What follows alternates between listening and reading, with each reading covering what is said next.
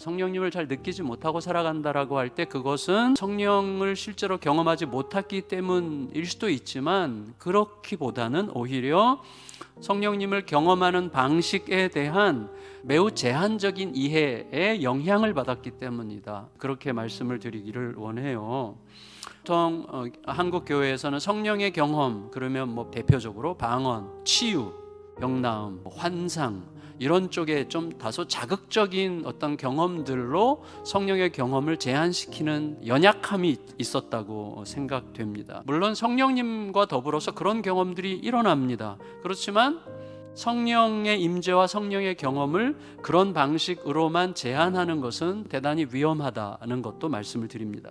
성령님께서는요, 훨씬 더 일상적으로 그리고 인격적으로 굉장히 자연스럽게 우리와 함께 하시죠. 자, 예수님께서 오늘도 성령에 대해서 말씀하시는데 오늘의 맥락은 십자가와 실족 사이 어딘가예요. 다시 말하면 십자가는 실족시킬 가능성이 매우 높은 사건인데 그 사건을 이겨내는 길에 성령께서 계시다고 말씀하시는 셈이죠. 예수님께서는요, 우리가 핍박당할 때 무엇보다도 핍박자의 무지함을 빨리 기억하라고 하세요. 나에게 해를 가하는 그가 뭘 모르니까 그럴 거야 라는 생각이 내 안에서 일어난다면 그건 성령께서 하시는 일이죠. 성령님은 뭘 모르는 채 예수님을 죽였던 자들을 향해서 예수님께서 저들의 죄를 용서해 주십시오, 저들은 자기들이 무슨 일을 하는지 모릅니다 라고 했던 그 예수님의 기도에 우리가 참여하도록 격려하시는 거죠. 여러분, 생생한 고통이 있는 중에 핍박자의 무지함을 고려한다고 하는 것은 절대 간단한 문제가 아니죠. 여러분, 십자가 외에는 답이 없기 때문에 하나님께서 선택하신 게 십자가인데, 우리가 십자가를 버리고 굴복하고 회피하고 대적한다면 세상의 근본적인 문제를 해결할 길은 어디에도 없다라고 선언하고 있는 거예요. 그렇다면 어떻게 해야 될까요? 예수님은 지금 앞으로 일어날 일을 미리 말씀하세요. 그리고 미리 말씀하셨다는 사실이 제자들의 마음속에 담겨지게 하시는 분이 성령님이시고 깨달아지게 하시는 분이 성령님이시죠.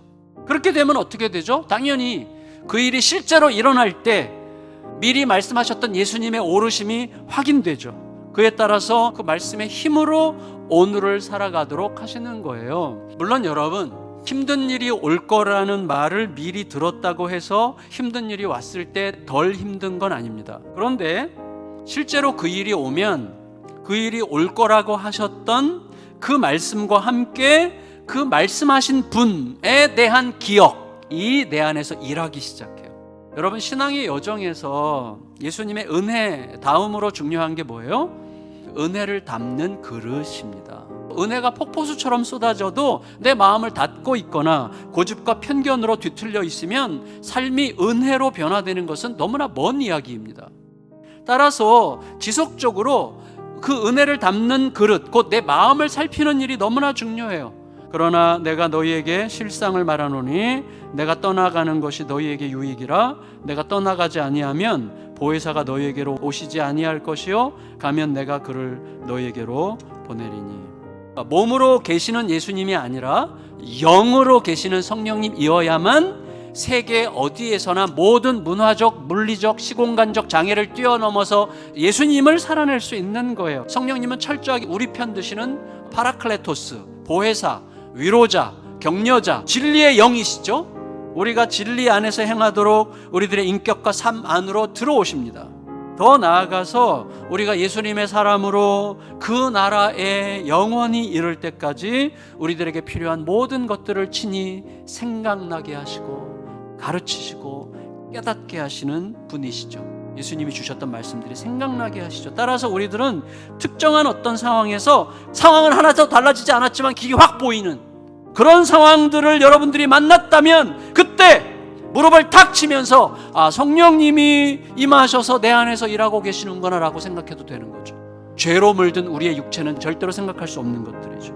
성령께서는 우리로 하여금 예수 없는 죽음의 길을 가지 않도록, 쓰레기 같은 짝퉁의 마음을 뺏기지 않도록, 화려한 겉모습으로 지극히 초라한 실체를 감추고 있는 이 땅의 권세에 속지 않도록 가르치시고 격려하시고 이끌어 가시죠. 그래서 우리로 하여금 오직 예수님 안에서 드러난 진실, 예수님 안에 있는 진리, 사랑, 평화, 생명의 길을 가도록 안내하시고 우리 위해서 기도하시고 우리를 도우시고 우리와 동행하시는 분, 이 성령님이시죠. 우리 안에서 예수님 믿어진다면 이미 성령의 일이죠. 예수님이 이제 말씀을 정리하시는데 예수님은 아버지로부터 들었죠. 성령님은 예수님으로부터 듣고 우리에게 전하시는 거예요. 그러니까 성령을 따르면 우리는 이미 예수님 안에, 아버지 안에 이 세상에서 가장 위대하고 영원한 한 통속인 아버지와 아들과 성령의 연합 안으로 이미 들어가서 살고 있는 것이고, 그 힘으로 우리는 오늘을 사는 거예요. 이게 진짜예요.